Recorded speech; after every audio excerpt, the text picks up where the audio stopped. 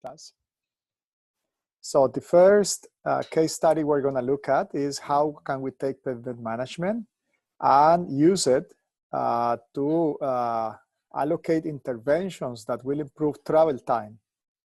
And travel time will be specific to two trip generators, education and health, or hospitals and university in this specific case study. So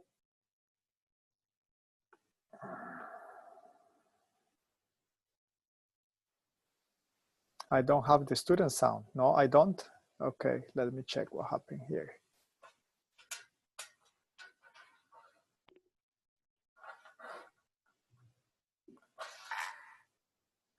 Can you guys talk? Hello, Professor. Yes, I can hear you. Okay, thank you. Yeah, thanks for letting me know. So for this specific case study, we're gonna go through these items briefly and see how can we expand a pavement management system to introduce travel time.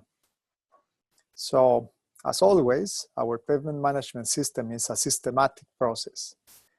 Systematic because it has very clear steps. And the process always goes through these steps for maintaining, upgrading, and operating physical assets in a cost-effective way. Now, we're looking in this case in the long term, so we're looking at the strategic planning. On the third lecture we will do today, we will look into the tactical planning. And we're gonna do resource allocation from this strategic planning point of view. At the end of the class, please, because I'm recording and I'm trying to keep the recording as short as possible.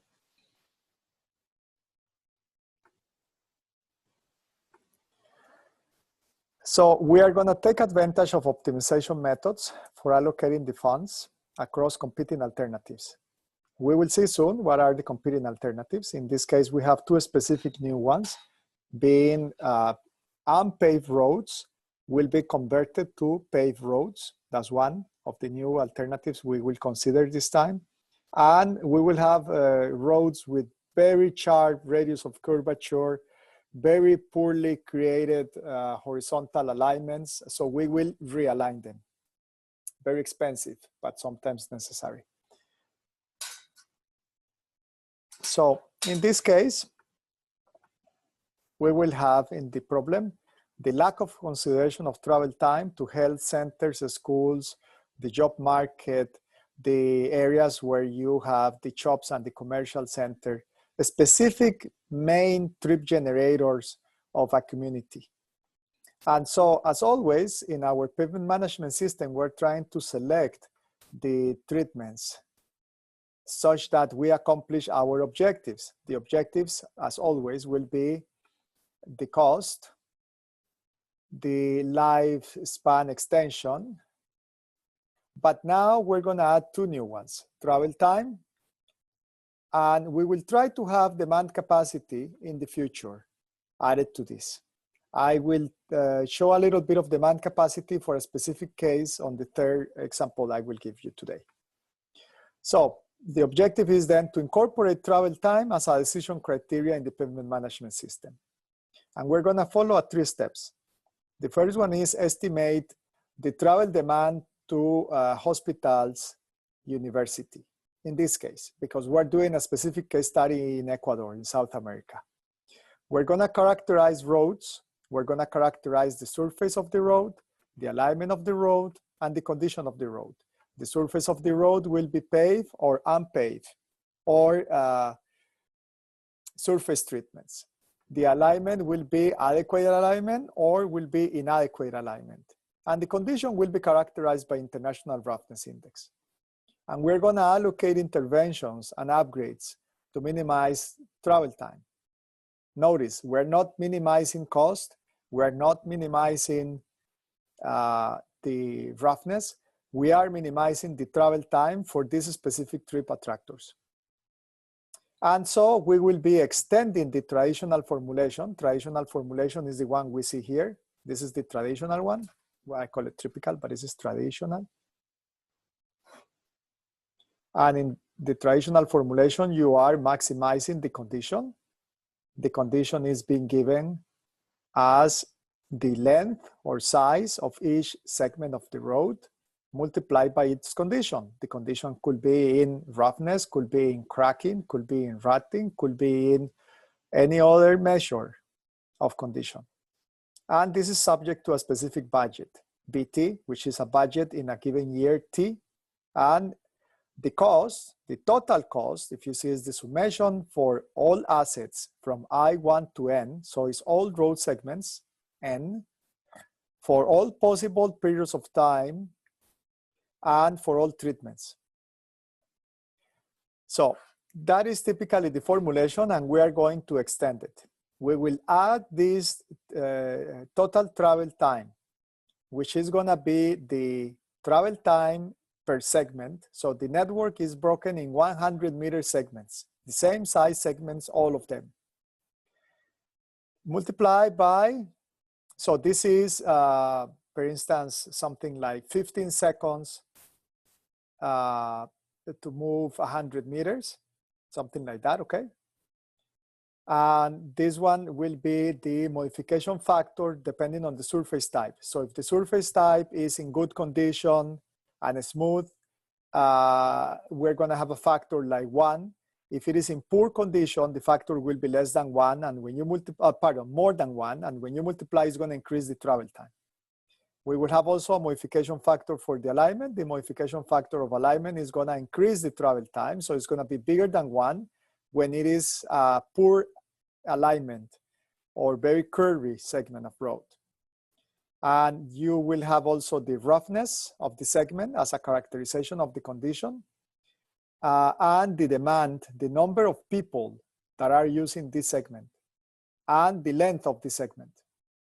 So if your segment is not 100 meters, when you multiply by L, it's gonna give you the actual length of that segment, total travel time. So we bring that in here, and in the objective, we're gonna have the minimization of travel time, which is the minimization of all this. But the B is here. The MF and MF for surface and alignment are here. Actually, the B could be outside. The PM is the population for the given mode, for the given purpose. So imagine this is the people going to the hospital, for instance. And the L is gonna be the length of the segments. And then you have the decision, yes or no.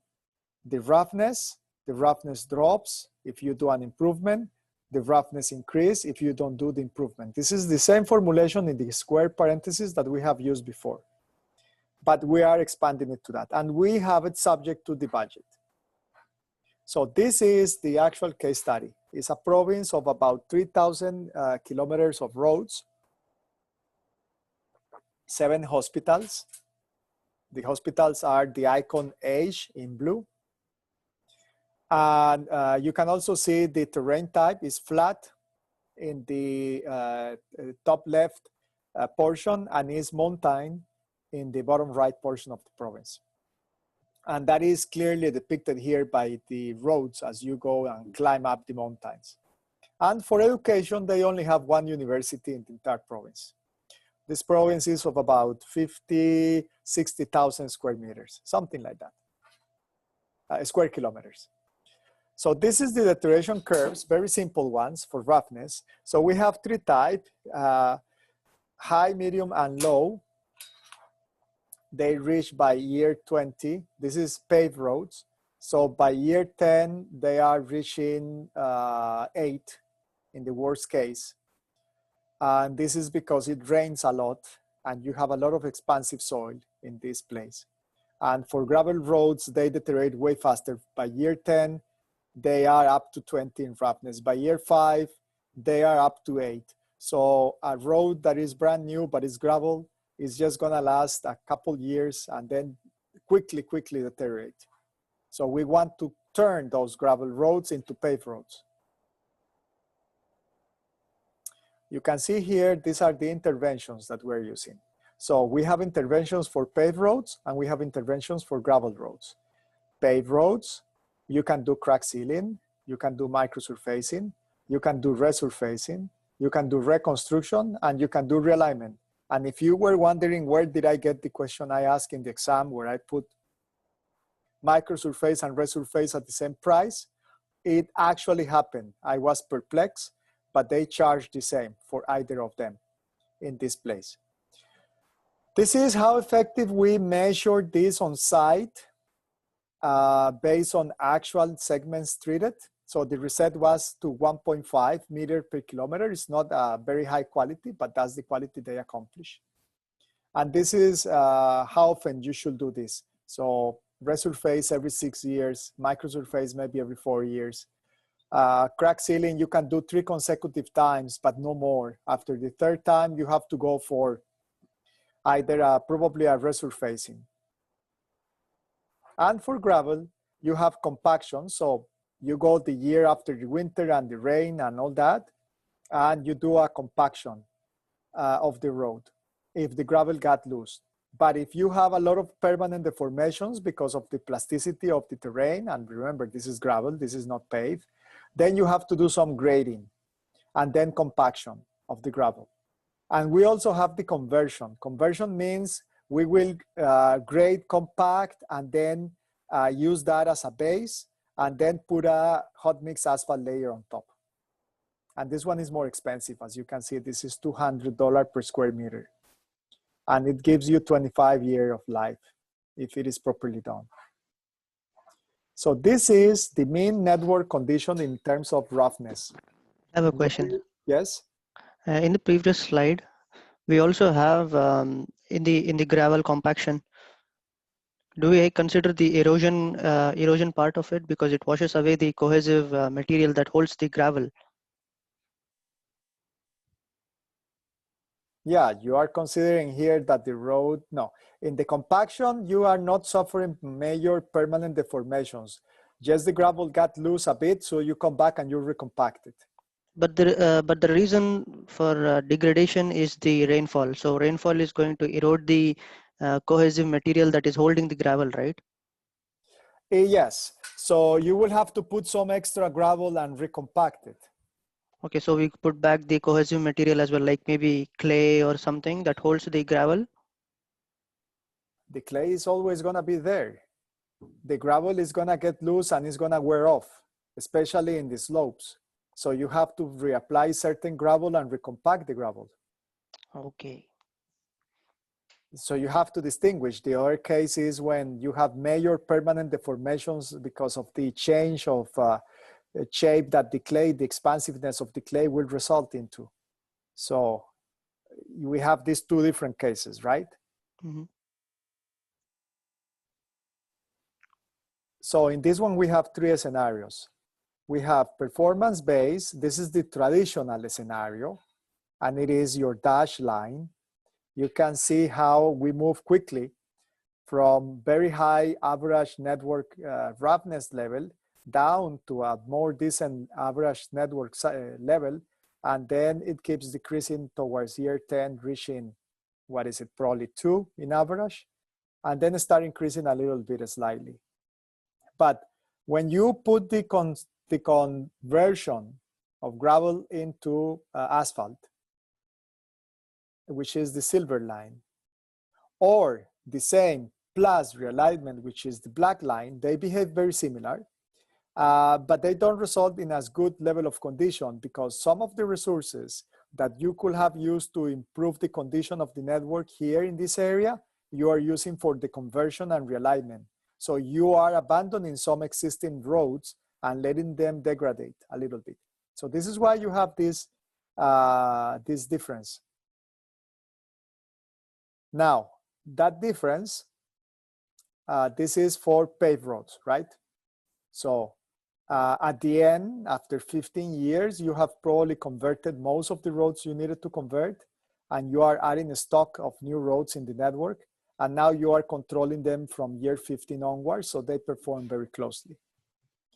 In the gravel average, you are taking away some gravel roads, and you are just doing a recompaction and grading for the existing network that you still keep. You cannot convert them all. You will be converting them if they are really used.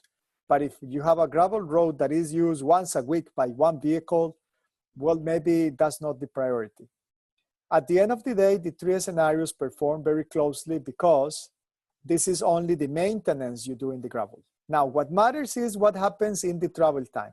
Before we do that, look at the three comparison of the three scenarios. The traditional scenario is using money on years 1 up to 11. On year 12, becomes lazy and doesn't spend the $15 million. And after that point onwards, is not spending all the money. Why? Because on your year 11, roughly over here, you don't need the entire budget to accomplish a decent level.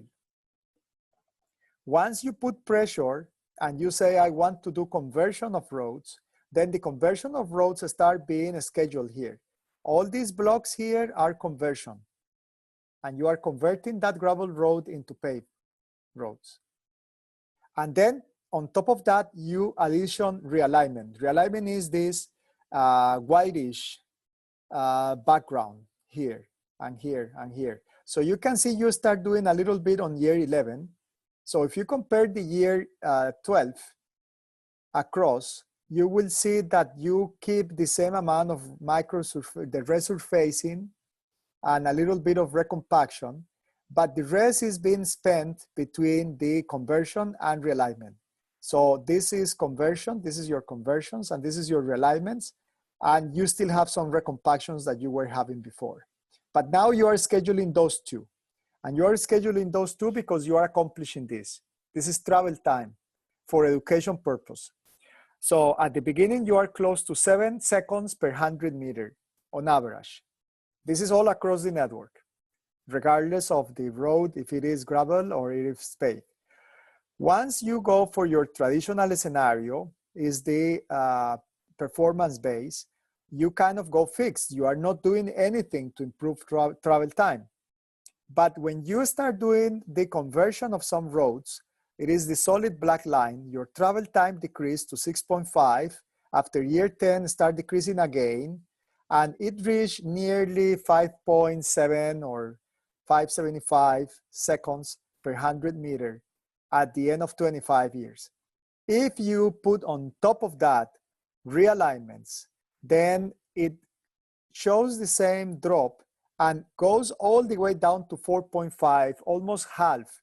Not exactly half, but a significant amount goes down. Now, this is because you are realignment and converting some gravel roads. So you can drive faster on asphalt cement layers, and if they don't have that many curves. Professor? Yes. So for the gravel roads, I mean, the initial, well, it's the average network travel time, but the travel time for the gravel roads would be, of course, a lot higher. This is an average between gravel and hot mix asphalt combined together. Okay, so that's why we are seeing sort of more or less the same start of the curve, right? Like around 7 seconds. But if we are differentiating between asphalt paved roads and gravel roads, then of course we would see the curve would start at different times on the graph, right? Yeah, but at the end of the day, you have people distributed all across the place in different towns and villages, and they need to reach the hospitals or they need to reach the school, the university. So people living here in the middle of the mountain that need to go down to this hospital over here, they will still need to go through some gravel roads. Some of them might get converted, others not. But it's the overall travel time to come down here. So you really need to consider both the gravel and the paved roads all together. Yeah, okay. Of course, you can run some corridors like I did here, and then you can look at the before and after. This is the 15 minutes in light blue. And then the next band, which is like a pink color, is 30 minutes. And the next one is 60 minutes. Now, for a hospital, typically we use 15 minutes for an emergency. So you can see how limited is the service area of these hospitals. And you have a couple of hospitals here in these two. There's 3 cities here, Piña, Saruma, and Portobelo. And, but they cover very limited area. The rest of the place, you have to go up to 90 minutes. You will die, simply put. So we have to consider the entire thing when we are going through the average and for across the network, but you also consider how are you expanding this service area for hospitals, which I will show you soon. Okay. Sir, can I ask a question also? Yes. I didn't understand by mentioning the alignment. What kind of action is this alignment? The alignment? Yes. The alignment of the road? Yeah. Okay.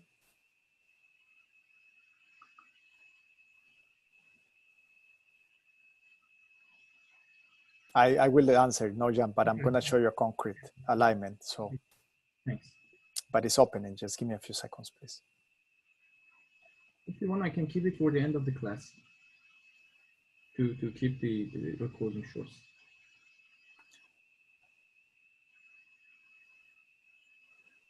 It's there.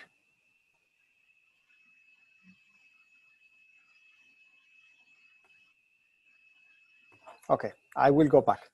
But so you see, this is how you are expanding your service area. So the dash red for hospitals is the before, and the new boundary of the light blue is what you have accomplished when you start expanding your travel time. So the idea is for you to push this boundary as far as possible as you can through pavement management. After that, you're going to have to identify the places where you need to place new hospitals, right? You probably need a hospital or a clinic here that will give you this service area here. And you probably need a hospital or a clinic somewhere over here so that it gives you a coverage in this area here, right? Because it doesn't matter what you do, there is so much you can expand that service area. The realignment, no, Jan, is this.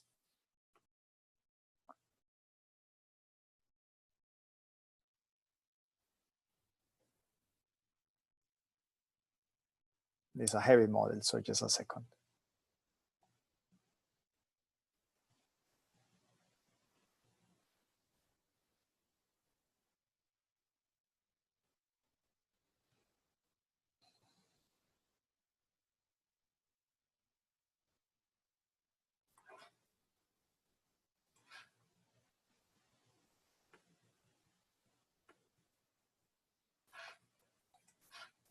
So this is actually a rather smooth alignment, the one I'm showing you here.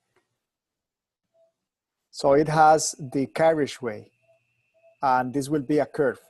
The problem is when you have a curve up and a curve down.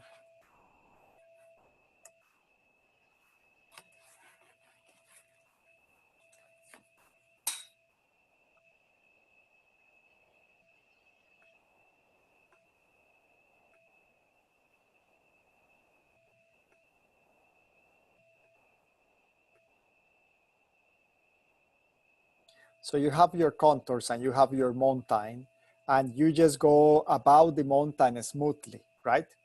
Mm-hmm. The problem is when you try to define something like this.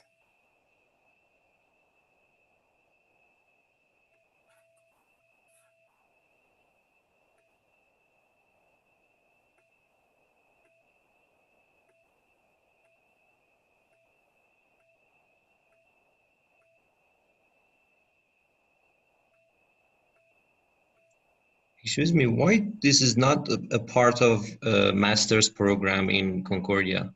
What? The alignment of the because road. that will be the geometric design of the highway. Yeah, it can be added, but it's not right here right now. We teach it at the undergrad, but do you see the curves? I'm going through a curve here, a curve here, a curve here, a curve there. If I want, I can get, just gonna finish it here. The K value of the road? Or the no, just a second.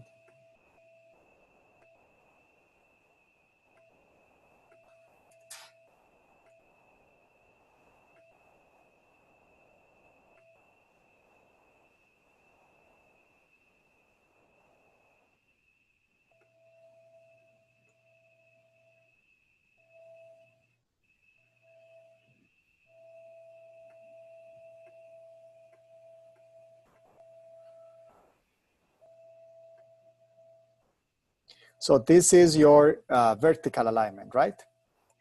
Now look at this. You go up, up, up, up, down, down, down, down, down, down, down, right? When you are going uphill, it's gonna be a lot of time. Instead, if you go through this other one, you are going through a more smooth, right? Yes, Why? exactly.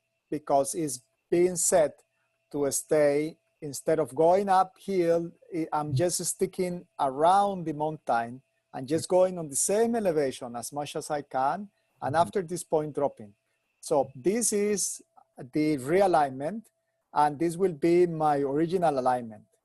In the old days, they didn't plan this properly, they didn't design this properly, and so in some cases, you can and have the space to do a realignment between one of these and one like that. Is it clear now? Yeah, exactly. Crystal clear. Thank you so much. So at the end of the day, with the same budget, right? Because this is accomplished on the same budget. If you notice, this is the same 15 million that I'm spending on 3 cases, but when I put the conversion of asphalt, of gravel to asphalt and realignment, I can accomplish a much better travel time to education in this case, and I don't have the picture here, but you also accomplish a much better travel time to hospitals as well.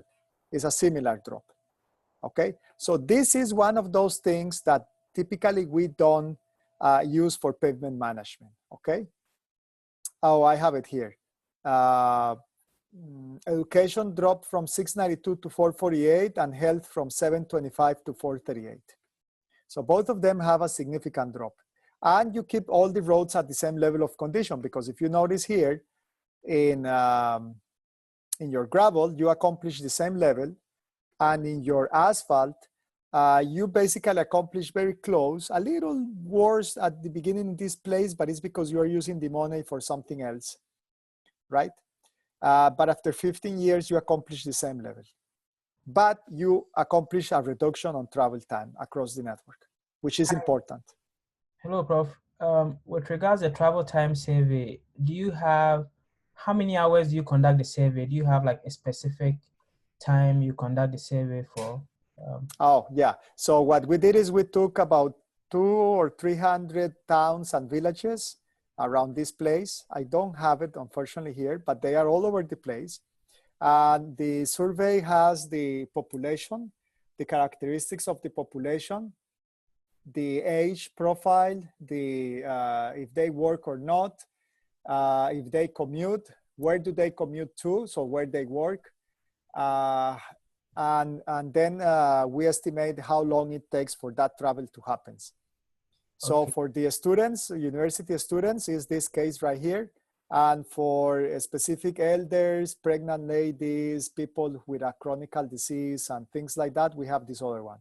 You will have one like this for workers as well, right? And you will have another one like this for the agricultural production that needs to be moved here to the port or the airport. But this is, I'm not showing you those. This paper was only for these two, but we have the others. So with regards to travel time itself, like the recording the time vehicles, average time vehicles like cross the 100 segments, do you do like a traffic count to estimate that number, or you just do a survey, you ask them, so how long do you think it takes you to reach this point? No, we have specific points where we put radar, automatic traffic counters. The one that is a box is called Armadillo. It's a box, it's radar. So it's gonna take the speed of the vehicle in different points. So you know at what speed, what is the operational, what is the 85% speed that they are moving. And we repeat that in different places for 2 years. So different places for 1 week, so we can characterize the different days of the week. And based on that, you establish the travel time. You need to create a demand model, right? A 4-step model. All right, thank you. Thank you. Okay, so I'm gonna jump into the next case study because I need to talk about 4 items today. So the next one is, I know it's gonna be pipes, but just imagine these are pavements because the same is gonna happen. I just don't have a case study. The case study is actually on a book that is going to be published, but I cannot show it to you because of copyrights. Although I'm the author, but I have an agreement, so I cannot show it. But it's the same thing. So we're gonna have a brief walk around, and then we concentrate on looking at the case study and the conclusions. So in this case, we are looking into infrastructure management systems. I know this class is pavement management, and I know there's another class for infrastructure management. But what we are trying to do is the same thing, allocating funds for maintenance and rehab. Now, this is the one that paints in the picture.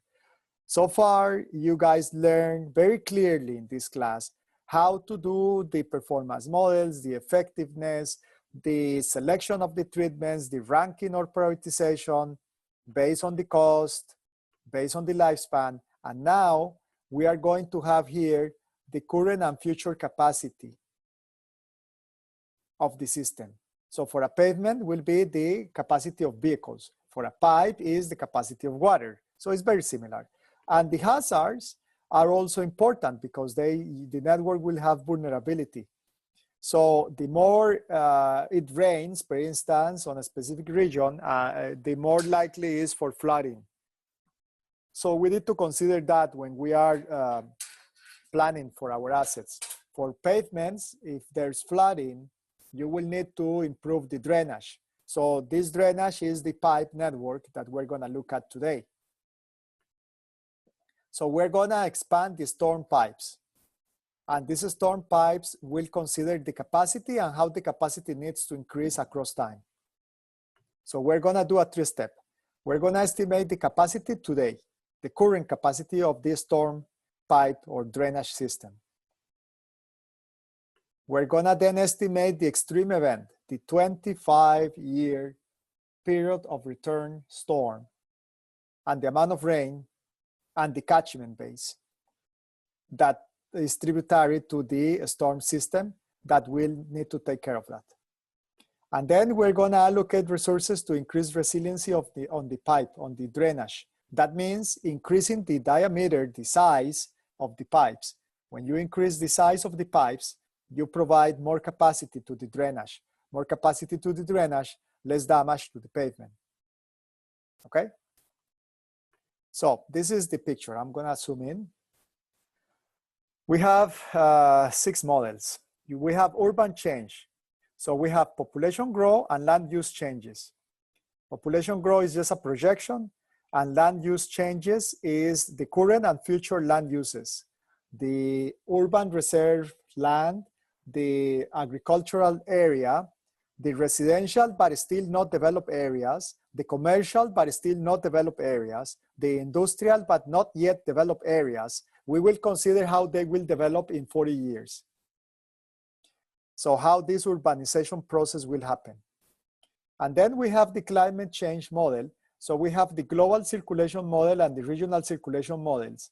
And we do a downscaling. That only means that we concentrate only on the area where we have our town, the case study. And for that, we do a climate change model that will tell us the frequency duration curves for the storms. So these curves will tell you that if you look at the 1 hour, the concentration on intensity will be 50 millimeters per hour. If you look at 15 minutes, the concentration of intensity will be this much. And they also tell you that the storm, the heaviest storm in the entire year, is expected to be for 14 hours or 10 hours and carry 300 millimeters of rain in 40 years projection. So we will look at that scenario. So they will come here as rain intensity and duration, and the urban change model is gonna be affected by the runoff coefficient. The runoff coefficient is the capacity of the soil to infiltrate the water. And of course, when you have grass or bare soil, the capacity is much higher than when you have a pavement. When you have a pavement, whether it's a road, a parking lot, or you have the roof of houses, the roof of warehouses, the roof of a city, those are one, they don't infiltrate. They 100% of the rain will run off to the drainage.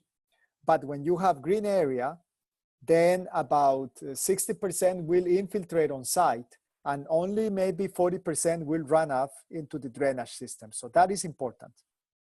And we also need to estimate the catchment area. So the catchment area is the tributary geographic area where you have the high point and you know how the water is going to drain, right? So it's like if I decided here to drop water,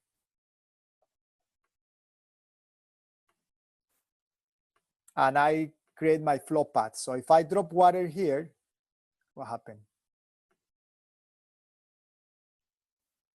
Okay, doesn't want to work today.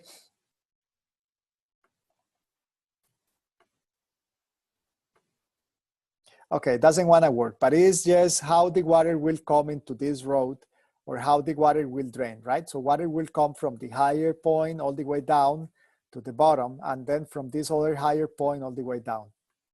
Yeah, it's not responding, so forget about it. So that is the catchment area. And then I have the capacity of the current drainage system. So I have the current capacity and the future capacity. And what I'm doing is I am allocating actions to increase the capacity.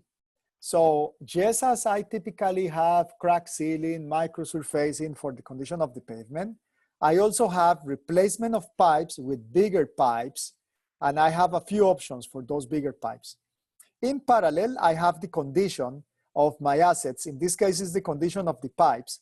It'd be interesting in the future if anybody is a PhD student to go and have the pavements in their condition, the pipes in their condition, and the drainage capacity. So it's an expansion to this model.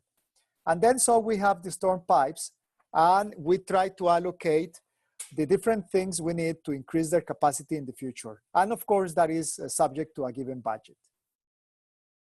Questions on this approach? Yeah, hi, Prof. With regards to the catchment area, I think in the Civil 3D model, right, I'm thinking there might be a limitation if the surveyors didn't pick enough data to cover the catchment area. But in the case you don't have a lot of data to create a surface, which other methods is prudent to estimate the catchment area for urban areas?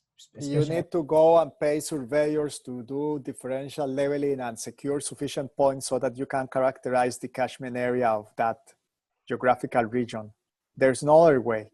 You can do remote sensing over raster images from satellite, from high definition. You might need to buy those images from NASA. The accuracy of those images is plus minus 30 centimeters. So that's the problem.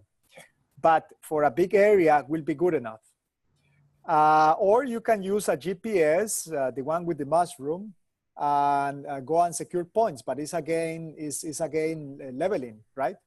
Yeah. In places like Canada, I can show you. In New Brunswick, for instance, they have like 2 million points in the province. It's so detailed that we actually have to remove points because they have too many. In other places like Costa Rica, they have maybe, I think it's like 5,000 points for the entire country. So it's not that good, the resolution. I actually should have it here somewhere. Yes. So there's no other way. You have to secure the data. Okay. Finally, it's gonna let me drop water.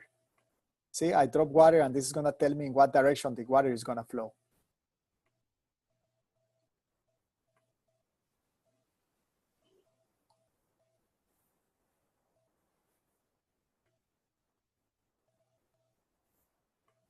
Okay, any other questions on this?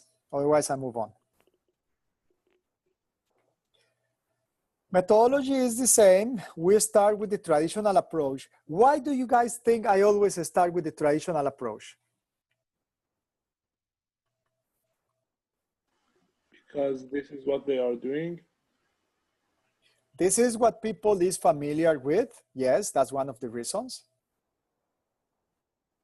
And that's based on the first principles also, right? It's just basically a new, if we are adding a new parameter, we can just basically modify the original equation, right? Yeah, Which is based on you the first can. principles. You can. What about the budget or the Because cost? if you want to go move to a more difficult approach, you have to know the first one, what's happening right now, and how you are going to change that for better optimization, for example. Mohammed, where are you from? Can I ask you? Iran. Iran, Mohammed. In Iran, I suppose they have a budget for pavements, maybe, right? Of course, I think. What happens if I come with a brilliant idea and I tell them we should be considering this? What will be the first question?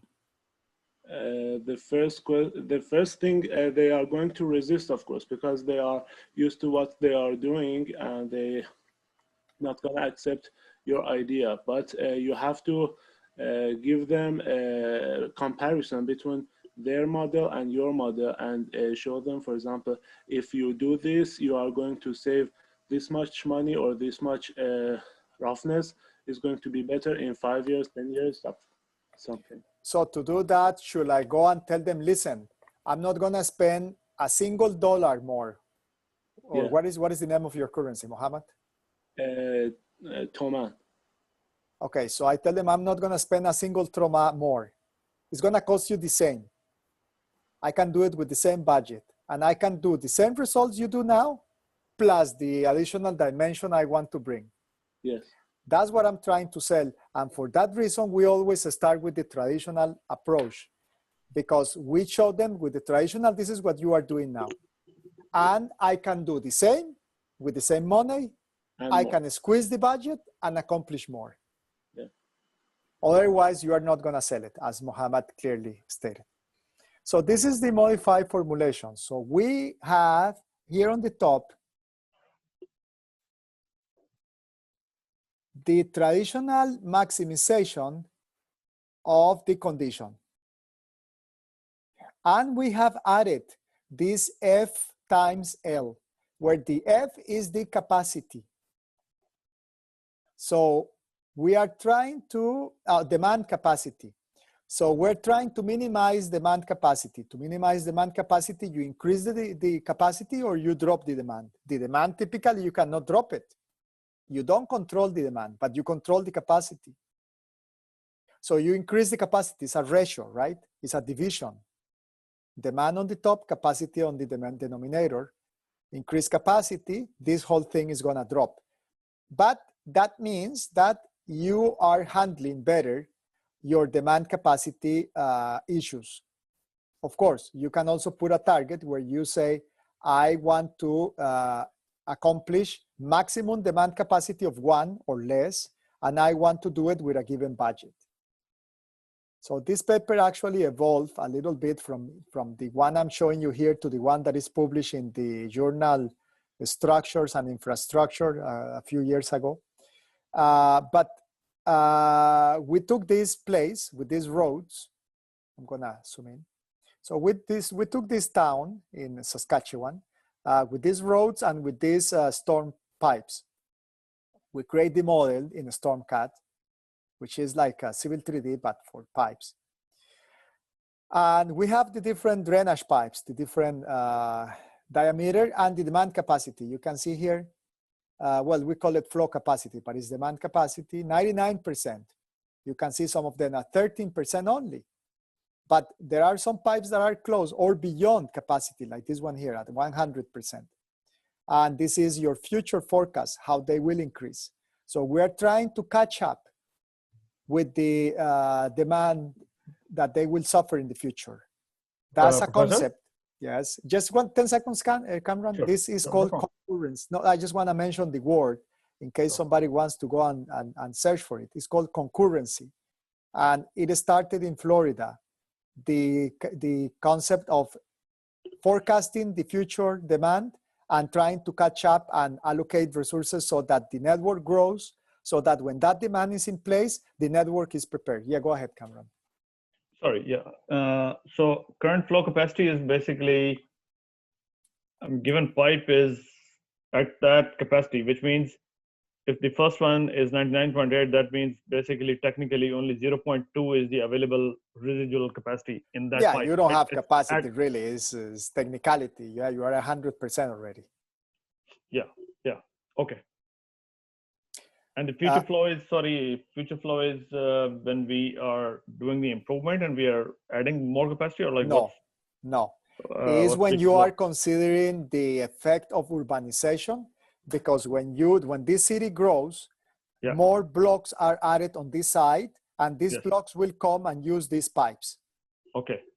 So this pipe has not changed. You created a new residential area. Yeah. But the water will come, tie in here in this corner, and this pipe will receive extra water from this other network. Okay. So that's a problem. So this future is the urbanization or the more intense rain from climate change scenario. That it will give you 18% more, and then the same system, even if there is no urbanization, will have to handle that. Okay. And actually, this future is the combination of both of them. So now that we see the magnitude of the problem, this one moving from 51 to 67, this is not a problem. I don't have to do anything on this one. This one from 24 to 45, I don't have to do anything. This one 13 and 51 to 25 and 63, I don't have to do anything. But this 74 to 105, yes. This 90 to 161, yes, etc. So that is the point. Now, with regards to the future, what's the design? How many years into the future do you forecast the 40. future flow? 40 years. 40. Okay. All right. You can try to forecast more, but in this case, starting with forecast 40.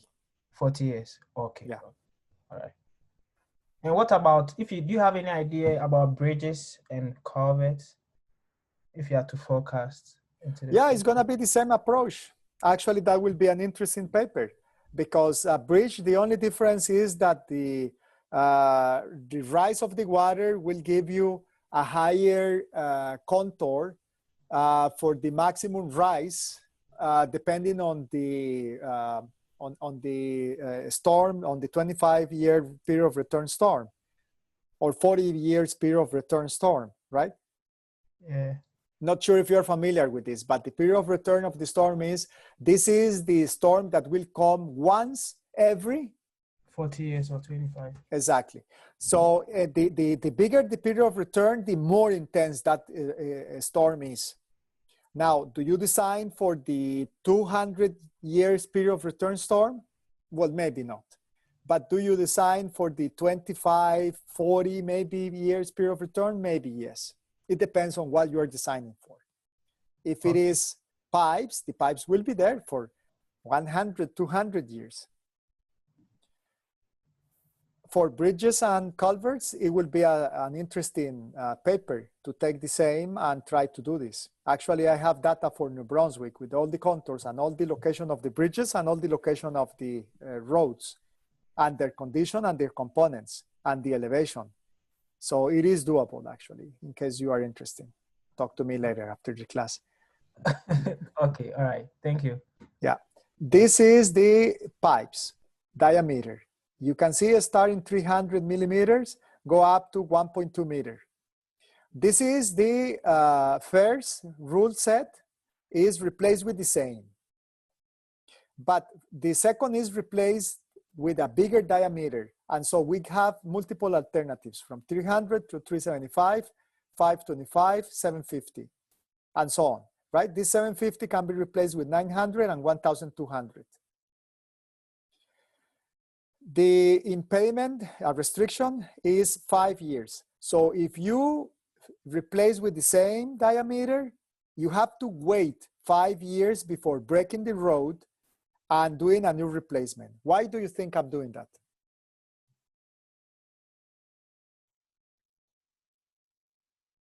Why do you think if I am preventing the system from going and replacing the pipe with the same next year, and the year after breaking the road again and replacing with 750? Does it make sense or not? No, it doesn't, because you are destroying the pavement 2 times, right? One time you have to do the both things in 1 year. right? So you have a 375 pipe, let's say, oops. And the system will try to come next year, replace it with the same, because the pipe is very old and maybe it's in not good condition. And then the system realized that within 5 years, it will not catch up with capacity. So try to replace it, but it's prevented from doing that. So the system then will realize that cannot do that and cannot accomplish the goal of demand capacity. We go back, it will cancel the replacement with the same, and it will replace it with a bigger one in the 3 years. So breaking the road only once. You don't want to go and break a new pavement, because when you break the road to replace the pipes, you have to have a new pavement for those sections. So you don't want to repeat this multiple times. And this is the cost. Is it clear why I'm preventing this from happening with this restriction of the 5 years? It's a way to force the system to realize that it's not possible to do that. It's a penalty for breaking the road multiple times. That forced the system to select the most cost-effective between this one and this one. This is the cost of the different sizes per linear meter. So I have 3 groups of pipes depending on how the current and future demand capacity looks like. So group 1, the increase in demand capacity is very little, so there's not much change. Group 2 is somewhere in between, and group 3, the increase from current demand capacity to future is very high. So these are the critical pipes, group 3, because you expect them to receive more water. So which are those pipes in the system? Well, probably these pipes here at the bottom, right? Close to the outfall. All these main pipes that are receiving the branches, the new branches will land on the previous branches, and these pipes will be overloaded. And this is my condition. It's a very simple condition. Moving from 100 is like a PCI. It's just a simplistic approach. In 80 years, the pipes will be gone. And you have the 3 groups of pipes. So the high capacity will be gone sooner. So that I need to replace that pipe sooner because of the lack of capacity in a faster amount of time.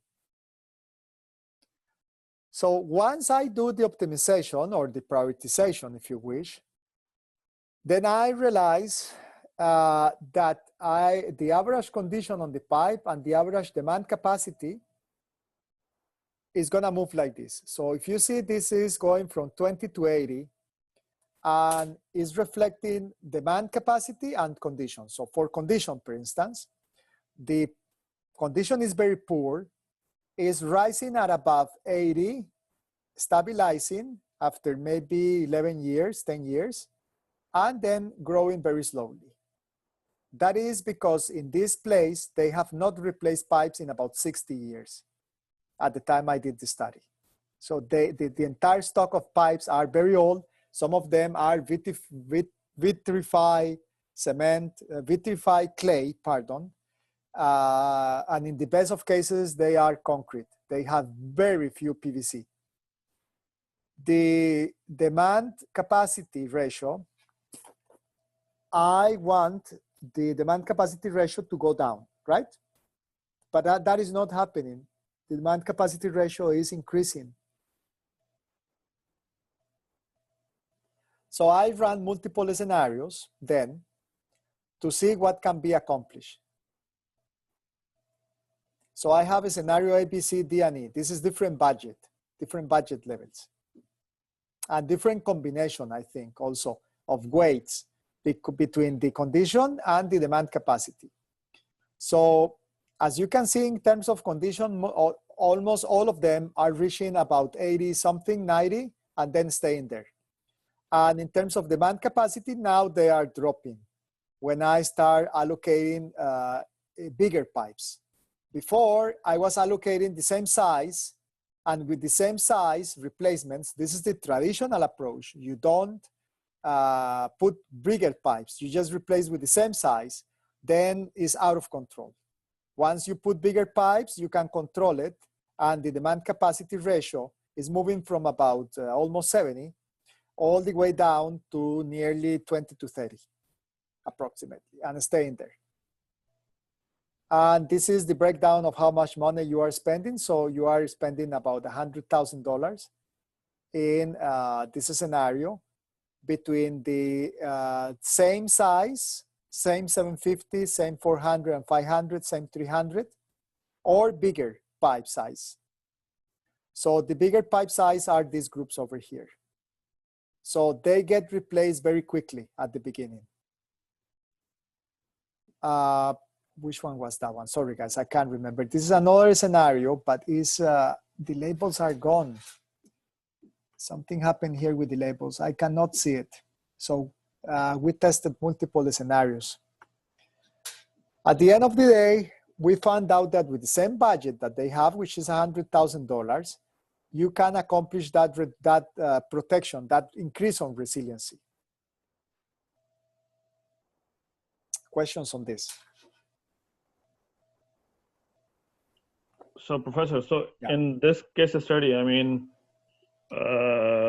we talked about the capacity and stuff, but in terms of the actual performance or deterioration of the pipe itself, we didn't really consider the material. I mean, the concrete pipe or the PVC pipe and all that. Where does that fit into whole That's true. scenario? That's true, because the different type of material might deteriorate faster. Vitrified clay will deteriorate faster than concrete, and concrete will deteriorate much faster than PVC. Yeah. And high HP, high polyethylene based materials. Those ones will last hundreds of years, while the concrete could last maybe 100 years, and the vitrified clay maybe last 50 years. And you also have cast iron and other ones that will require cathodic protection, but they will corrode. So yes, all that has to be included. And another thing that was not included was the sequencing when I'm replacing. If you see here, if I replace pipes, I should go through the branch. I cannot replace these two, keep this one the same size, and then replace this, and then keep the same size, and then replace this. I should replace these two, and then these two or one, but I have to go backward from the outfall, moving back. That's not considered either.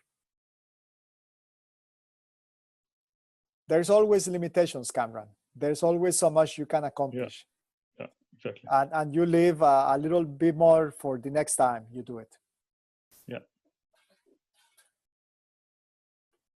So I'm gonna look into the third presentation, which is how do we coordinate interventions?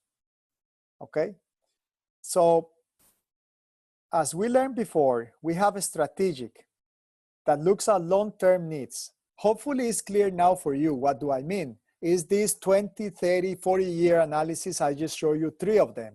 Last time I show you one for environmental conditions, and today I show you 2, one for travel time and one for capacity and vulnerability, or capacity and resiliency. And they were for 20, 25, 40 years. So this is the strategic. Now the tactical is looking at how do you schedule, how do you actually make your schedule of interventions, your schedule of improvements. Oops, sorry. And then the operational looks at the 1-year program of works. So the strategic looks like this. We have been looking into this several times. We have this transfer function, which is the condition based on the previous year condition. So it's condition on time t, based on time t minus 1, and then plus the deterioration or plus the improvement. And then it's a yes or no decision. And then you look at a period of time for multiple years, and you have a budget for every point on time. Or you can have a budget for all the years. That budget on a group of years, when you have the triple summation, is because you have a loan from the World Bank and you have a budget for 5 years or for 10 years or for 4 years or for a given number of years. You have to spend that money, American Development Bank, the Asian Development Bank, the World Bank, or some international banking organization give you money to your government. For that case, you have triple summation. When you have the double summation, it's because you are looking at year-to-year budget, and this year-to-year budget, you have a constant source of income. Okay, so that's the strategic. Now, the problem is this. The strategic will give you something like this. It will give you this segment will receive, segment 2 will receive a treatment on year 3, which is treatment 2. Maybe it's a Milan overlay. Segment 12 will receive also on year 3, treatment 1, crack sealing. Segment 10 will receive something on year 1. Segment 9 will receive something on year 2. Segment 4 will receive something on year 1, and so on and so forth. Each segment will have an action scheduled at some point on time. Some of these actions may be compatible or the same. For instance, this is time presentation. Sorry guys, just give me 10 seconds, please. Don't use times. You see the segment 2 and the segment 10, they have the same treatment 2. This is on year 3, this is on year 1. Now, will you bring the same contractor and ask him to do this and this at the same time? Or will you bring the same contractor twice, once on year 1 and once on year 3? Because it has a mobilization cost and demobilization cost, right? And it has a disruption to the traffic and the public cost, social cost, which impact travel time. And it has a pollution because it creates noise and dust. So do you bring the same contractor at once to take care of the two segments because they are close, they are nearby, or not? Yes? Go ahead, question?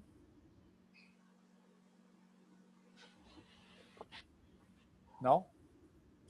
Okay, now, it depends if the treatment is compatible. In this case, it's the same treatment, but there are also compatible treatments. For instance, if you are doing an overlay, that overlay is also compatible with Milan overlay. If you are doing a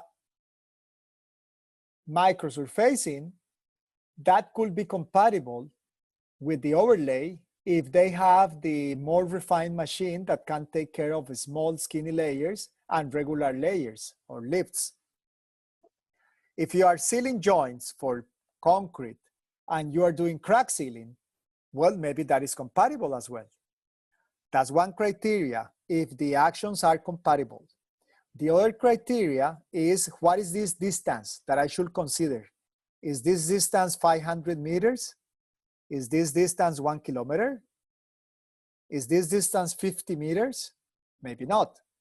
Maybe it's more like a 500 meters, 700 meters, right? Now, there's another consideration. Look now at the two circles I have. Look at the group 1.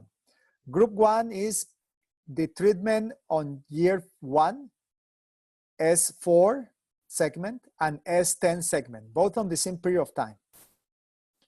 And these two, segment 16 and segment 17, maybe assume you put them in year 1 as well. If the same contractor can handle both, you have one group here and one group there, and you have a distance between these two groups, which is called a space opening. So maybe this distance between these two is small or is on the same corridor. So you can bring the contractor here, take care of this, mobilize a little bit further down, and then take care of that. Now, imagine if the case is, instead of doing it on year 1, they do it on year 3. So segment 16 and 17 are taken care on year 3. And segment 10 and 4 are taken care on year 1. That will be a time opening because you have them nearby, but they are on different points on time. So this is what is called coordination. And there's one more dimension on the coordination. I don't want to complicate your lives too much, but this is only for the surface utilities that we're looking pavements now. But you also have the buried utilities, the water mains, the storm pipes, okay, that are underneath this road, or the bridges, or the culverts, or the safety hardware, or the lighting poles, or the fencing. Okay, so you have to then consider what can you accomplish and if it is better to do it all at once together, yes or no. So this is what this approach is all about. So you have to define first the space proximity. Imagine you define 500 meters. It's not kilometers, guys, it's meters.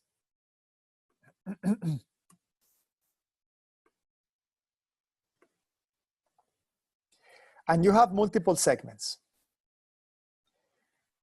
So these segments receive crack sealing, microsurfacing, reconstruction. This is only space proximity, not time proximity yet. In terms of space proximity, you could combine segment 1 and segment 3 because the distance is only 275 meters, even if you do nothing on segment 2. You can combine segment 2 and segment 4. That's also possible. And of course, you can combine segment 1 and 2, 2 and 3, 3 and 4. So that's possible as well. That's one consideration. The next consideration is time proximity. Let's imagine we have 2 years. So as you see, this received crack sealing in year 17. This received microsurfacing on year 20. Now, the time proximity is violated. You don't satisfy the rule. You have 3-year distance. This is 2016 and this is 2019. The time proximity is also violated, so you cannot do that. The 20 and 19, yes, you can put it together. So it's segment 2 and 3. That is the one you can do by time proximity. Segment 2 and 3. Now, do you do segment 2 and 3 in 20 or in 2019? That is the next question. You have those two options. So you need to study what is the impact on the performance of the network, the accomplishment of your goals. What goals? The condition, the congestion, the travel time, the environmental impact, the vehicle operating cost. Okay? What is the impact if you do it in 2019? What is the impact if you do it in 2020? You can also combine segment 1 and 3 because see, segment 1 is in 2017. Segment 3 is in 2019. The time proximity is satisfied. There are 2-year difference. The space proximity is satisfied. There are 275 meters between the two of them. And the compatibility of treatments, crack sealing and microsurfacing, let's imagine they are compatible.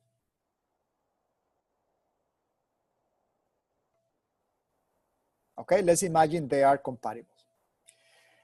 So this is how you go and do pairs. These pairs will be compatible, yes, non-compatible, 0. And this is an approach you have to do as a first step. This is called bipartite.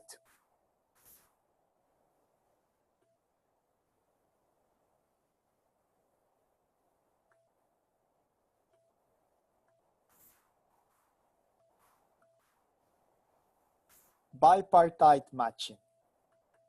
That is the name of this. It's just a table where you do the matching. What is compatible and what is not. Sorry guys. And then, because I did not give you in the next slide the entire thing. And then you have to do something that I'm not gonna show you in this class. I'm just gonna put the name so you remember what it is. That is called greedy algorithm. It's not greedy professor, it's greedy algorithm. And that one is the mathematical approach. It's like a prioritization, but it's a prioritization that is looking into what is the way in which you accomplish the objectives. So imagine is an optimization. Now, this one covers the tactical.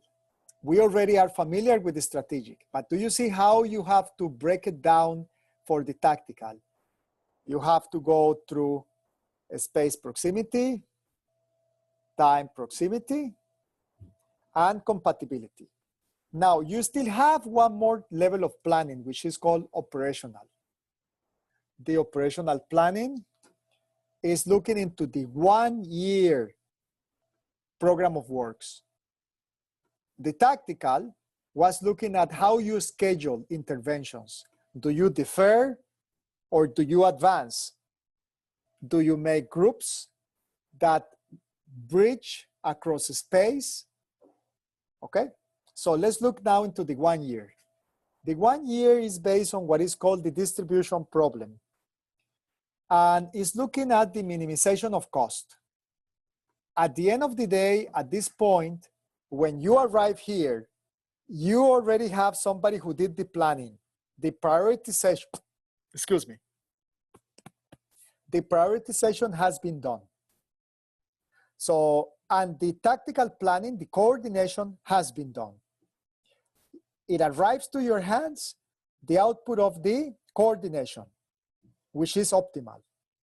But now they tell you, spend as little as possible, but accomplish what we want. And so you need to minimize the cost.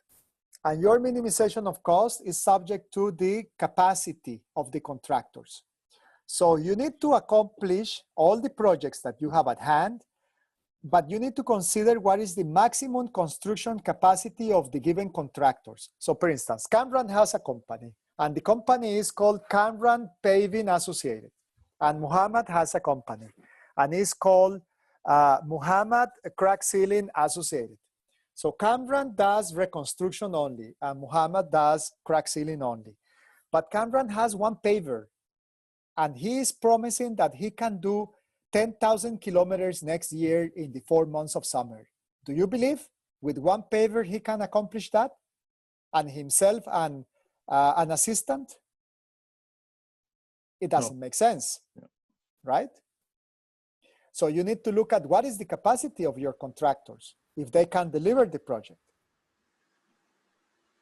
That is one constraint that we need to imply in the allocation of contracts to handle the maintenance, rehabilitation, reconstruction, okay? And you also have an amount of works, yeah, sorry, go ahead. I mean, the contractor capacity or qualification, I mean, why are we considering it on operational level while we can, you know, pre-qualify contractors? No, but we can pre-qualify contractors for such works for, I don't know, like 2 years or 3 years, or it depends how we want to schedule our program. Is that right? So it's the same. So you go and they pre-qualify you, and they know you can do 500 kilometers, not 3,000. And they know Amador and Associates can do 200 kilometers. And they know Nojan and Associates can do 1,200. And they know Ali and Associates can do 350. And now it's a matter of how much you charge, how much I charge. So you charge 1,000 per square meter. I charge 500. To whom will they give the first 500 meters? You. The cheapest. That is qualified. But when they arrive at the end, and they will keep giving contracts to the by cost to the cheapest one that is within his capacity. Once they reach my 300, they don't give me any more, because they know I don't have the capacity, although I'm charging very little. I'm promising, swearing on the Bible, the Torah, and the Quran that I can do it, but it's a lie. No offense, but it is to make the point clear. So they give to my capacity, they know my capacity, and they allocate to me because I'm the cheapest. Then it goes Cameron. Cameron is the second cheapest. And Cameron and Associates can handle 500, they give 500. And they keep giving up to the point that they have allocated all the contracts, from the cheapest to the most expensive. The most expensive guys will be kept for the last. And we will give them if we already have utilized the other guys that are charging less. That is the cost of 1 unit of intervention. That is the C in there. Now, the B is the amount of works required on a specific zone. That's also a consideration, because depending on me as a contractor, I have a capacity, but I also have a number of crews that I can allocate in different fronts. Sorry guys, 1 second, please.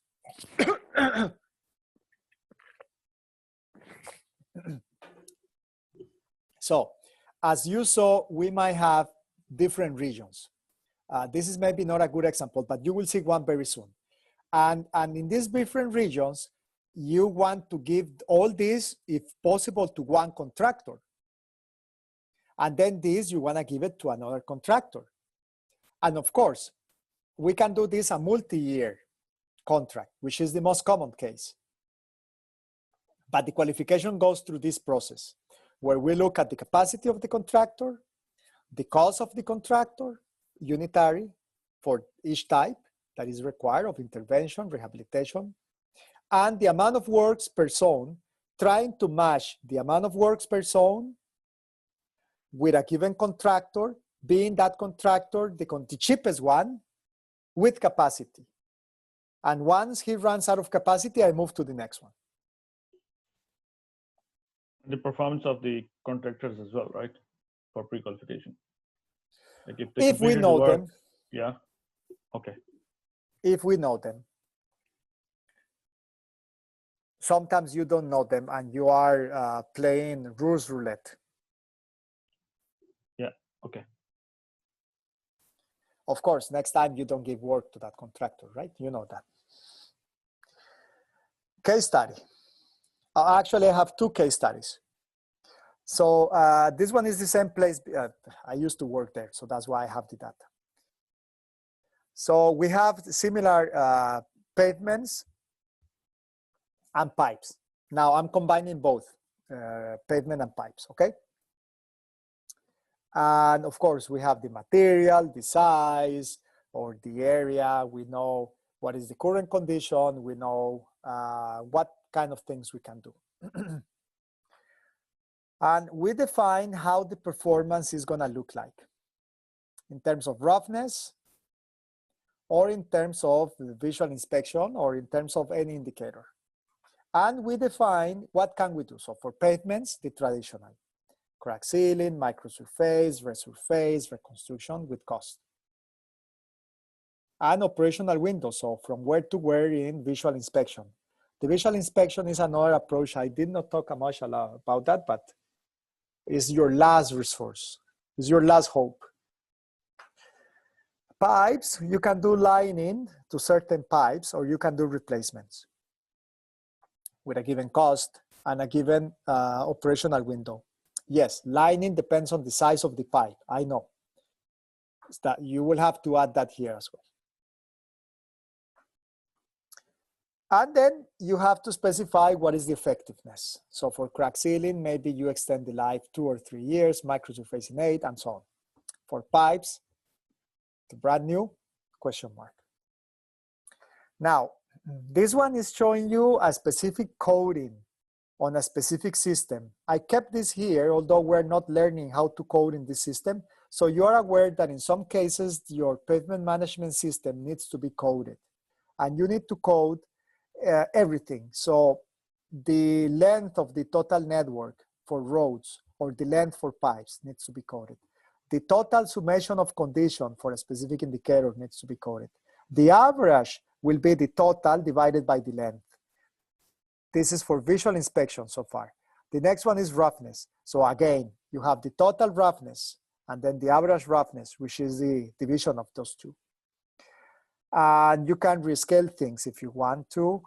And you can associate values to this if you want. So you can have a table where you can read the value and multiply the value for each of them. You can do that for pipes.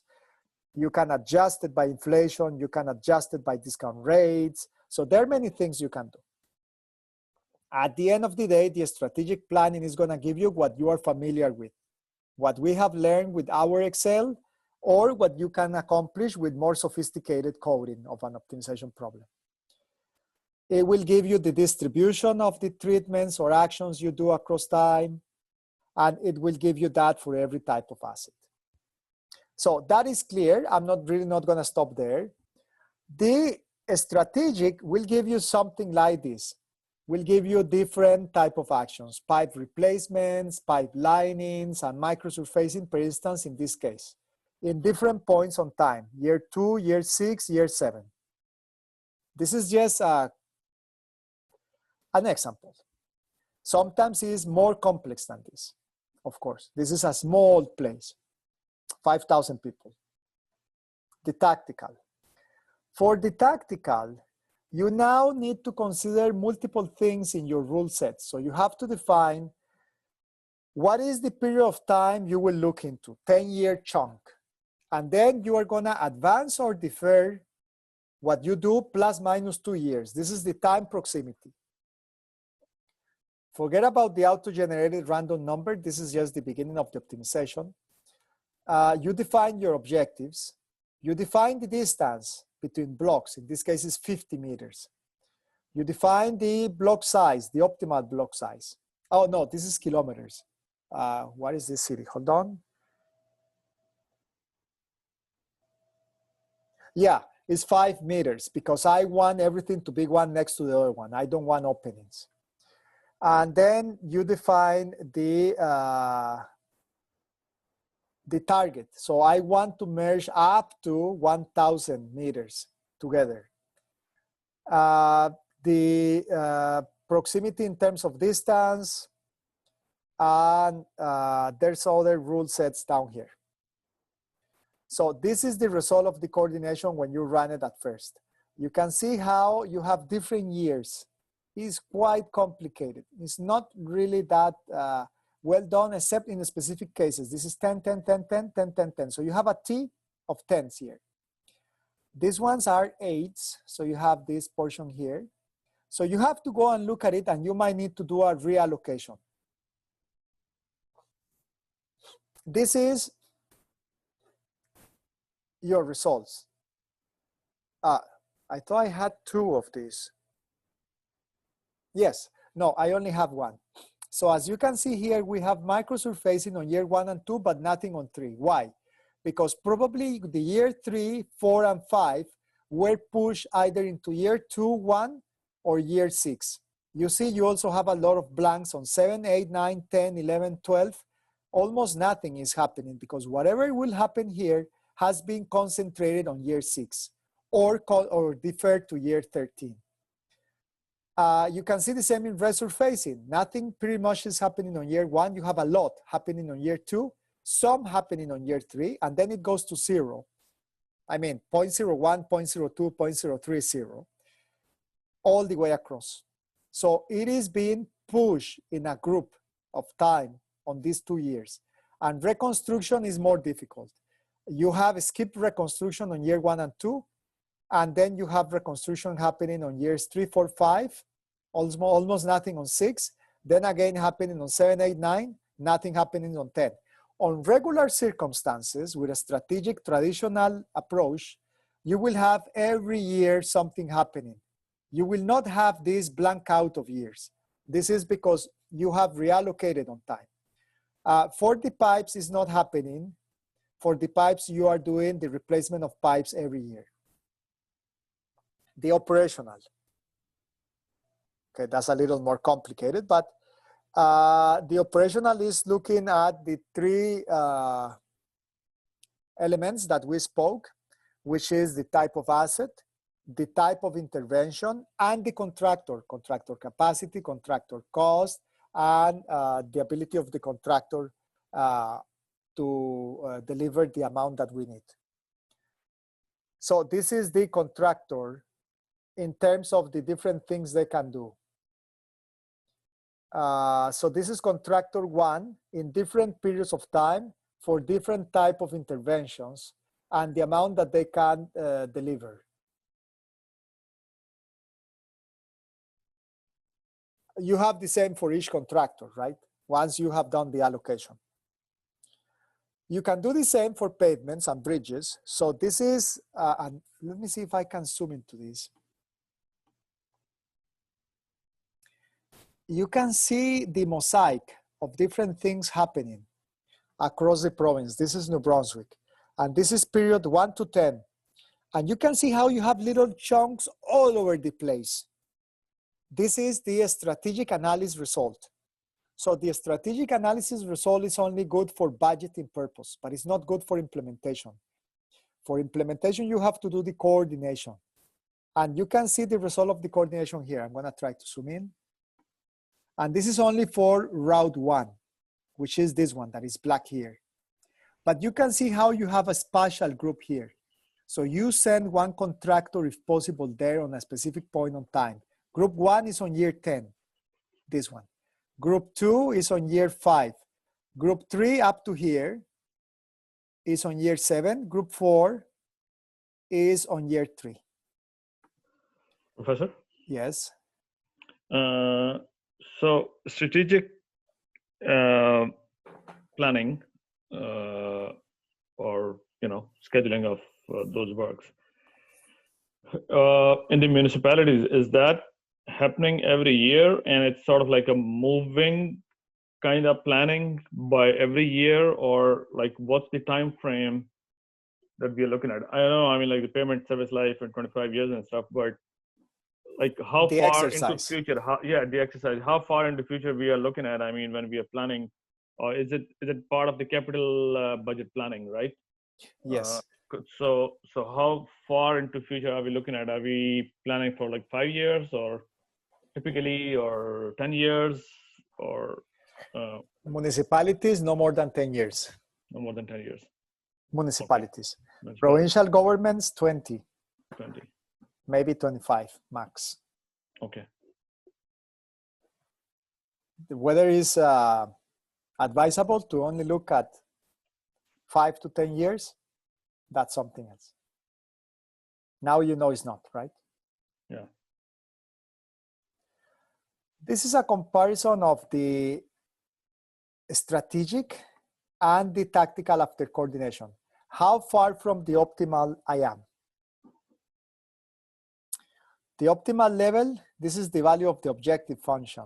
So you want to accomplish the 20,000. That's what the system can deliver.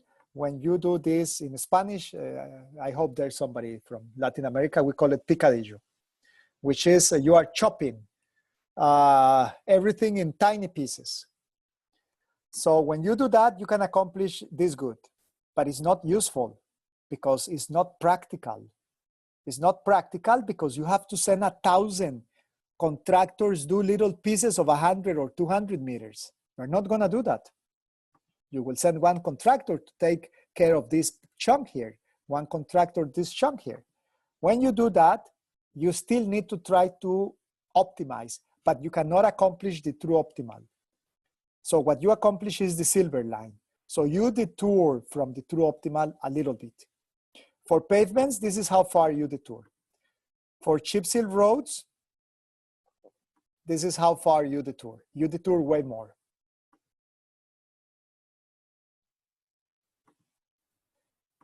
And for the bridges, you actually get pretty decent results for bridges.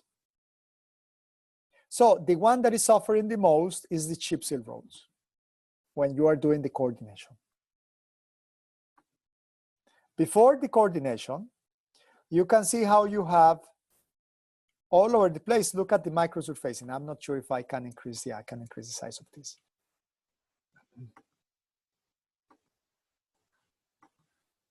So you have 16, 37, 12, 1, almost 2, 6, 6, 10, 11, 16, 10, 10, 15, 15, 22, okay? For 15 years. And it's the same for all of them. You only have 1 0 here. But now look at what happened when you do the coordination. you have 0. So you really don't have nothing there. You have 0. You don't have nothing there. You have 0. You have nothing there. You have 0. Oops. And you have 0, 0, 0, 0, 0, 0, 0. So everything got concentrated on year 2, 5, 7. Compared to the previous one, you had all over the place actions happening. You are concentrating them in a specific periods of time. This is to be managed according to the budget. Now remember, this optimization will be the true optimal and how far you are from true optimal. This gives you true optimal, but it's a lot of little pieces here and there. And in here, you are not considering the social cost of the disruption that you produce, the environmental damage, the travel time cost, and many other associated costs.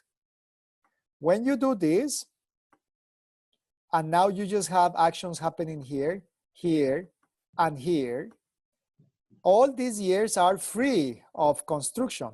You guys in Montreal, or maybe even Toronto, but Montreal is famous for having construction every year. They disrupt the traffic in a big way in summer, all across the island.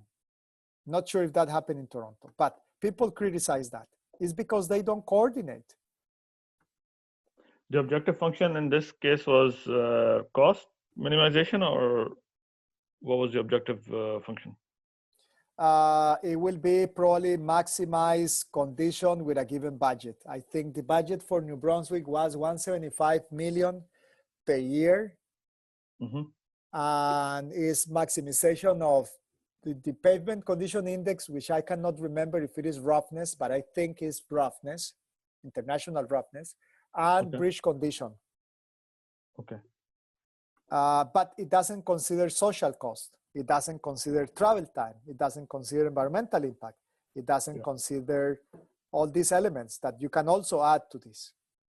It's basically the traditional approach, right? Yes. This is the traditional approach, but doing the coordination. Okay. And where contractor qualification, contractor capacity, contractor availability, mobilization Not in cost this one. is okay. Not in this one. Okay. Not So in what's this the one. coordination? So what's the coordination? What's the coordination? Time and space. Not just time and space. The coordination is this time and space. Sorry, Professor. You said lots of the data are from New Brunswick. Are they kind of in pioneers in this way? They are doing this more, or I mean, who is applying these approaches nowadays more, and they get rid of old scenarios, the traditional scenarios? Which cities or which countries are more and more getting faster into applying management?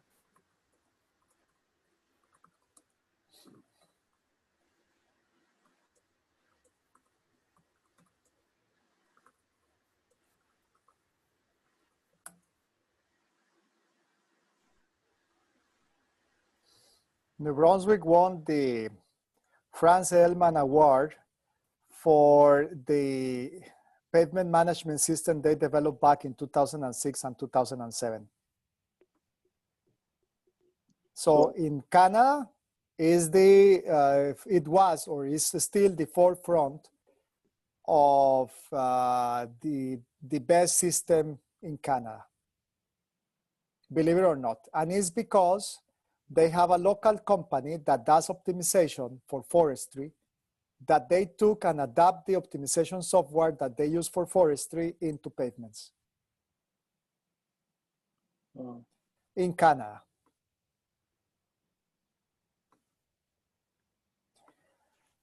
If you want to know in the world,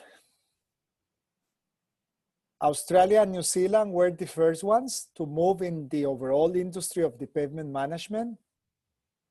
And they have kept themselves as the leader in terms of standardization, manuals, guidelines, policies, maybe not the software, not yet. They do have software, but it's not yet the best. So I mean, so if only New Brunswick does that, so it's oh, in Canada, no. New Brunswick started. Now it's being deployed in different places. So the city of Montreal continued with the implementation in 2009 and 10. Saskatchewan did the implementation in portions. They started in the 2000s and they finished in the 2010-11. Now you have small municipalities still hiring. Still the other day was a pavement management system ad here online for a municipality in Canada that was doing the implementation. I can't remember which one was it. I can't remember, but the cities are still developing their pavement management systems. The provinces do have a pavement management system. Okay, thank you. Okay. Okay, guys. So this is for the coordination. Now we need to talk about what happened when you have when you are approached by a government and the government hires you to assess and implement the pavement management system. So I have posted this material, which is the Asset Management Implementation Reference Model, which gives you a discussion of the different elements that you cover when you are implementing asset management. So this is typically the activities you follow. So the first one is the policy and strategic direction. So you set the mission of the municipality or the provincial government or the Minister of Transportation. So you define the business. The business will be preserve the road network and provide a road network that supports the economy of the province. You do a strength, weakness, opportunities, and treatment analysis to see where you are at in your business type. You define the way you do business. So the way of doing business is I deliver the highest, I deliver an exceptionally well-preserved road network that protect human lives and so on and so forth. And then you establish the primary reason for doing this. The primary reason is because the social welfare and the economic welfare and so on. Then you define who are your stakeholders. So your stakeholders are the population at large on one side. The stakeholders are also the economic sector, the industries, because they move the production. The stakeholders is also the tourism because they need to transport themselves. The stakeholders are also the public bus and public transportation companies, and so on and so forth. Okay, so you have to define them. Then you go and you set up your vision statement. So you define what is your strategic goal as an agency. And this is in terms of the pavement management system, of course. You define the motivation for reaching those strategic goals. And you define key activities to reach that. So your strategic goals is deliver a safe road network. That's one. Deliver a road network in a sustained good condition. That's the other one. Deliver operations with the minimum environmental impact. That's another one. Deliver exceptionally reduced travel time to the main job markets of the city of Montreal and the city of Ottawa. That's another one. And then you define the motivation for reaching these strategic goals. Why do you want to deliver the shortest travel time or commute time to the main cities or labor markets? Because you want to be competitive in terms of the labor and support the people. Why do you want to deliver safe road network or pavement network? Because human lives and the externalities of major injuries and so on. So you want to protect people from that. So that's the motivation. You define the key activities to reach the strategic goals. So what is the key activity to deliver the minimum travel time to the main labor markets of the city of Ottawa and Montreal? Well, the activities needed are increase the operational speed as much as safe, provide roughness such that produce good grip on the vehicles and provide stability, provide safety hardware that protect human lives, and you define what activities you need to accomplish. You move into your goals and objectives, vision and mission. So the mission is today. My mission is the management of the pavements. My vision is not only management of pavements, but also the well-being of the society and the increase of economic output, for instance. Or the sustainable management of the network is the vision, but the current mission is only the management. And then you define the qualitative manner you desire your outcomes for each of those.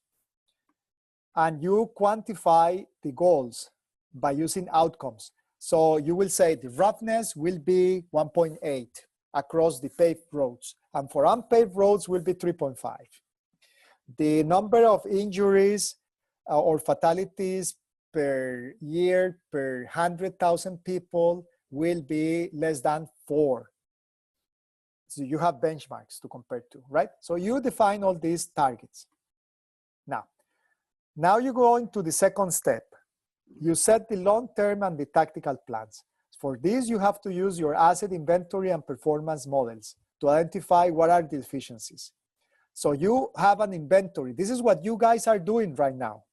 You have the inventory of New Brunswick. You have the inventory of Maryland. You have the inventory of Uganda. You have the inventory of Costa Rica. You have the inventory, okay? And you define minimum level of service. Hopefully by now, you have went and say, okay, for Costa Rica, I'm gonna tolerate 3. For New Brunswick, those of you who are working in New Brunswick, I will use 1.8. For Maryland, you have it in miles per, in inches per mile. So maybe you define 150, I don't know. You classify your assets in homogeneous groups. We learned this in this class already. Well, that primary reason is not important now. You break the assets in homogeneous groups in components. So you have homogeneous groups for each type of asset and for the components. So if you have bridges, you have the super elevation, the superstructure, the deck, and so on. You have the relative importance by asset type. This is maybe not something you are doing because you guys are only dealing with pavements alone. But if you have bridges and pavements, which one will be more important, a bridge or a pavement?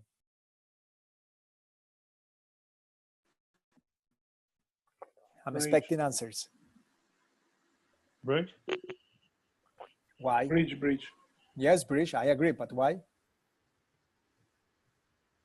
Because if the bridge collapses, so many could die. But if the pavement collapses, no one gonna die. Exactly, right? You got it. You define the deterioration, we're clear on that. We define viable treatments from a technical perspective. So this is why you identify that the roughness, the crack sealing will be done when the cracking is less than 10% and when the rutting is less than 3 millimeters. And you define that the microsurfacing is done when the rutting is less than 13, but more than 3. And you define the mill and overlay when the cracking is more than, and so on, okay? You estimate the unitary cost. We are doing this. We have learned all this already. You establish how effective the treatments are, okay? We have done all this. We have learned this in the previous classes. You estimate the budget that you need. And you set up an analytical procedure. This is define the strategic activities to allocate resources across time. This is your ranking prioritization, okay? You evaluate and compare investment scenarios. This is my alternative scenarios that we have looked before, right? When I look into the scenarios, I already closed it, guys, so I don't have it anymore, but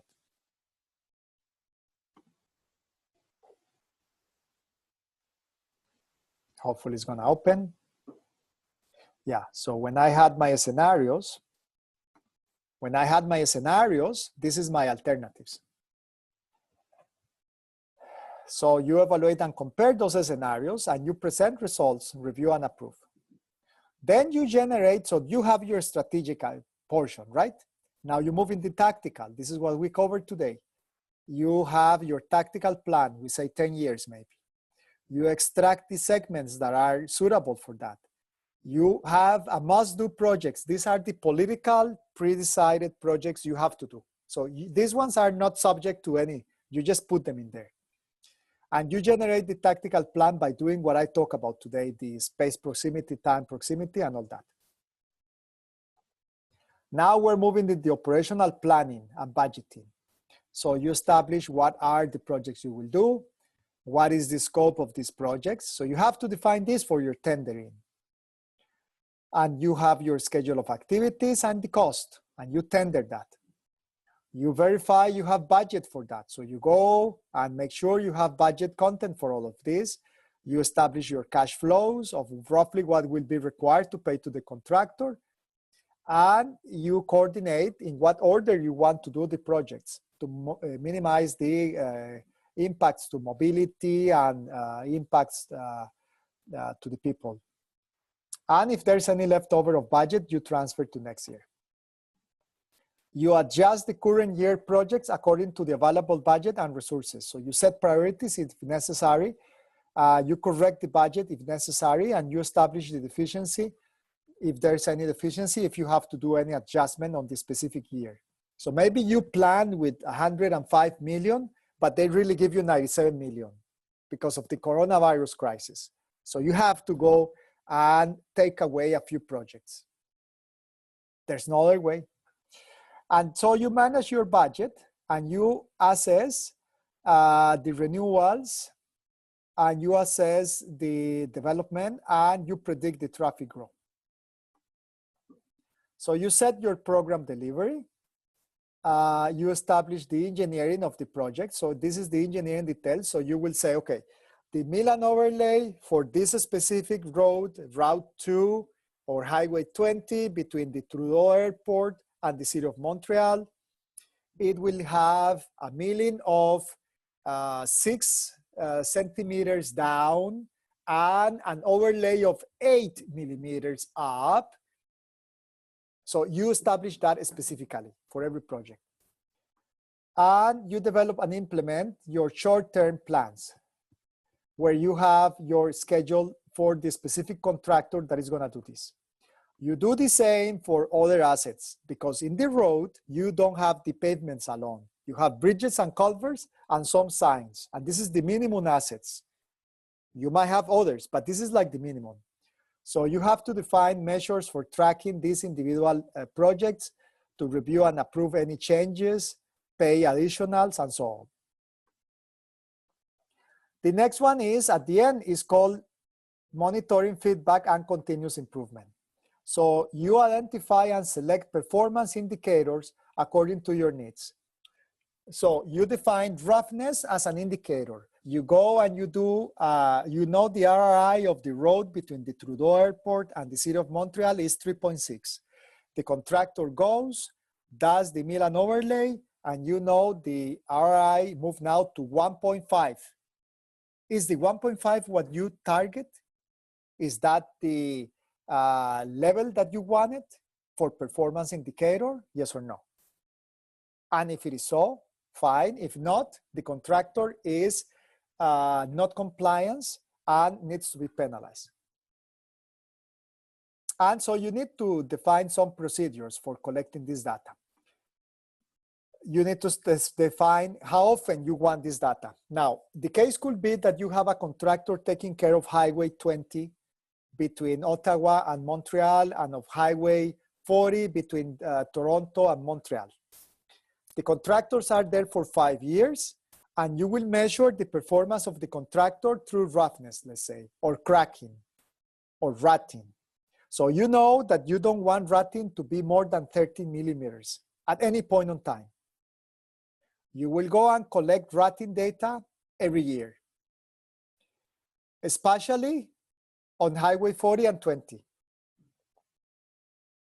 And you will compare that with the target. And you will then have a costing. You need to pay, right, for these services to go and collect this data. You do this measurement continuously by asset type for different indicators. I just gave you an example, but you will do the same for gas emissions. You can have a camera of gas emissions, a sensor. You can have one indicators for safety. You can have as well safety during nighttime, safety during daytime, safety in fatality, safety in severity levels, safety in frequency, safety in black spots. You can have a travel time. So what is the average commute travel time in the morning using Highway 20 between Ottawa and Montreal? Okay, so you can have many of these. Level of service is level of service D for a specific intersection or interchange or segment of the highway. And at the end, you analyze and produce feedback reports that you will go and use them in your system to see how well you're accomplishing the overall asset management or pavement management. And you establish then some mechanisms for adopting asset management best practices, because typically people are not very familiar with the way we have to do this. There is independent management, how can I call this, seminars for, I'm not advertising myself, but there are some people who give a specific, they target specifically the organizational change management and the organizational implementation. So this is not part of this class, but you need to be aware that this type of people exist. And then you review, evaluate each of your functions on the system, and you do some comprehensive surveys from time to time. And then finally, all this, so this is the end really, this one, but you have at the core the information and database that needs to be connected to all your systems.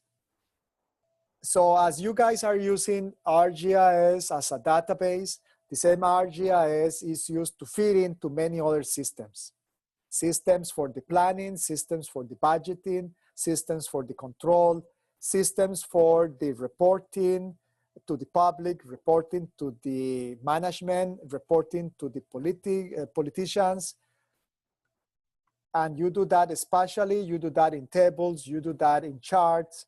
And for that, you need to define good systems in terms of technology management. So I'm not gonna really stop much here, but you need to have this type of systems. And they are all fed with the data that you are collecting periodically. And of course, as always, for the ISO standardization, you need to define your protocols to do the collection, the analysis, and the interpretation of all this. Now, this is when you want to implement. Sorry, guys, I know I did it super fast, but it's not the purpose of this class. There are two approaches for assessing a specific organization. There is the AASHTO guide, the one on the right-hand side, this one. And there is the ISO guide, this one over here. The ISO guide asks a bunch of questions related to the asset management, the pavement management. The AASHTO guide also asks a bunch of questions, but it's not it's just text. So the AASHTO will go, and I'm just gonna look at a couple of them so you get a better idea. But AASHTO will go and say, okay, for policy guidance, do we have policy guidance that support preservation of pavements?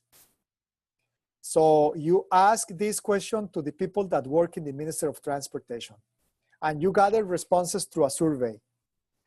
And based on the responses, they answer, yes, I strongly agree, so it's a 4, or yes, I agree by most, it's a 3, or not at all, it's a 1, or not really, it's a 2. Okay, so you have the 4 levels here. In the ISO, you have something similar. I'm gonna zoom in a bit.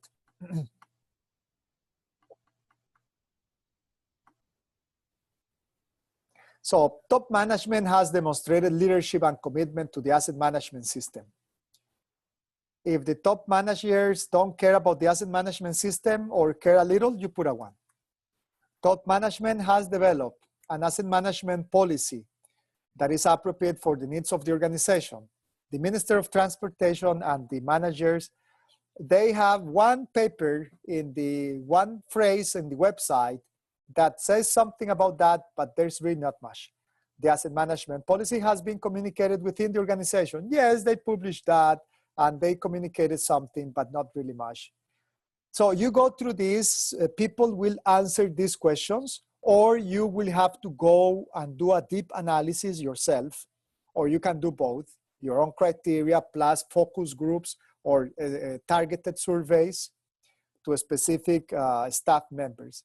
And you go and you characterize these elements. So in some cases, the specific element, the context for asset management, for instance, will be very strong. The leadership might be very weak. So this is gonna give you a characterization of how good or how bad the organization is doing. So this is context and leadership. I know we did not talk much about that in this class. Planning, we did talk about the planning, so you can see the planning here. And the same way, it's gonna go through the planning process and it's gonna look at how good is the planning. So beyond 80 is green, is very good. The exact 80 and down to, I think, like a 60, let me see. Yeah, now is the yellow.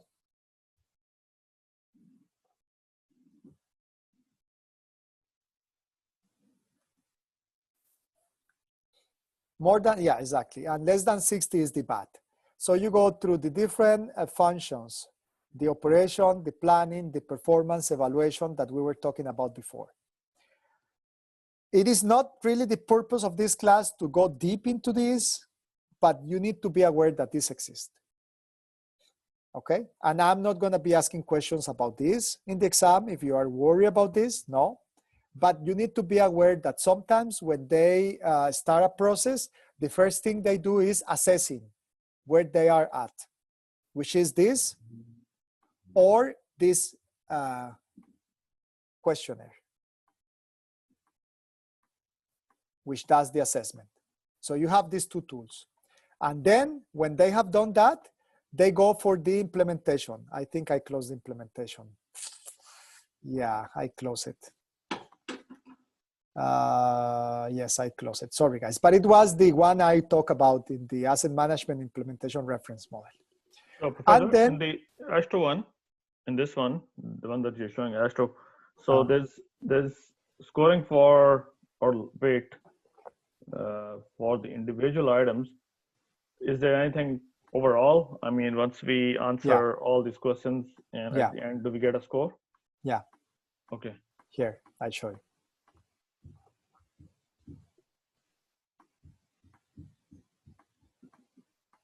They have A, policy and objectives. So you put A1, A2, A3, A4. So you have these groups. Okay. All right. And at the end, once they have done the self-assessment and developed the implementation model, they start doing the technical part of it, which is what we have learned in this class. The deterioration models, the collecting of the condition assessment, the estimation of the effectiveness, the usage of the ranking and prioritization, and the budgeting and decisions. Okay, so I'm gonna stop the recording here.